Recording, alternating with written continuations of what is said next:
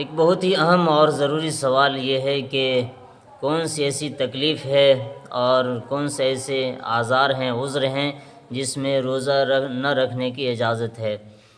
تو 5 تکلیفیں، 5 آزار یعنی 5 عذر ایسے ہیں جس میں روزہ نہ رکھنے کی اجازت ہے۔ نمبر 1،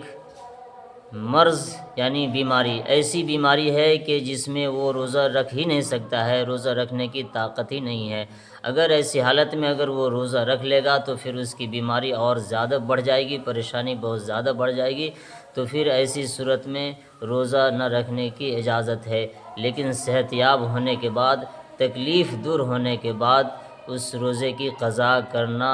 لازم ہوگا، بعد میں اس روزے کی قضا کرے گا۔ نمبر 2، حاملہ ہے، مرضعہ ہے، یعنی کوئی عورت حمل سے ہے، تو ایسی حالت میں وہ اگر روزہ رکھے گی تو اس کی جان کو اور بچے کو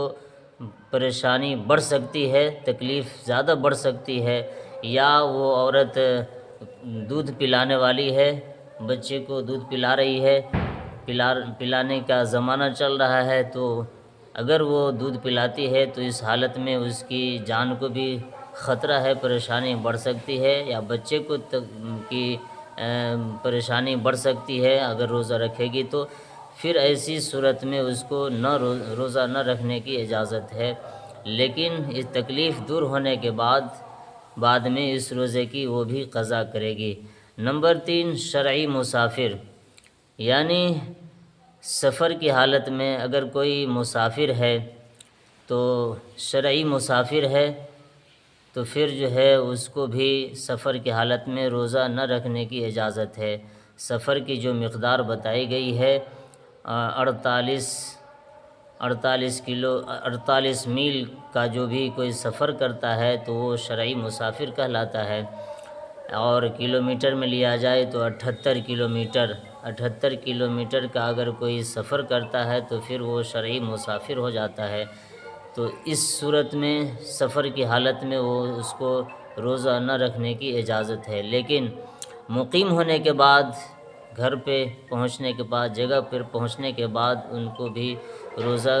اس روزے کی قضا کرنا لازم ہوگا۔ اسی طریقے سے ایسا کمزور عمر دراز آدمی ہے جو روزہ نہیں رکھ سکتا ہے، ایسا عمر دراز ہے، کمزور ہے، تو اگر اس حالت میں وہ روزہ رکھے گا تو پھر اس کی اور کمزوری بڑھ جائے گی، پریشانی بڑھ جائے گی، اور روزہ رکھنے کی سکت ہی نہیں ہے، طاقت ہی نہیں ہے، تو پھر ایسی حالت میں بھی اس کو روزہ نہ رکھنے کی اجازت ہے، روزے کا فدیہ وہ ادا کرے گا۔ لیکن صحت یاب ہونے کے بعد، تکلیف دور ہونے کے بعد اس کو بھی بعد میں اس روزے کی قضا کرنا پڑے گا۔ اسی طریقے سے حائضہ اور نفسا، جو عورت جس کو حیض آ رہا ہے یا نفاس کی حالت میں ہے تو اس حالت میں وہ روزہ نہیں رکھے گی، اگر روزہ رکھ لے گی تو پھر اس کا روزہ نہیں ہوگا اور گناہ ہوگا۔ اور یہ تکلیف پاک ہونے کے بعد، پاک صاف ہونے کے بعد پھر اس روزے کی وہ قضا کرے گی۔ تو یہ 5 عذر ہیں، 5 آزار ایسے ہیں، 5 ایسی تکلیفیں ہیں جس میں شریعت کی طرف سے روزہ نہ رکھنے کی اجازت ہے، لیکن اس تکلیف کو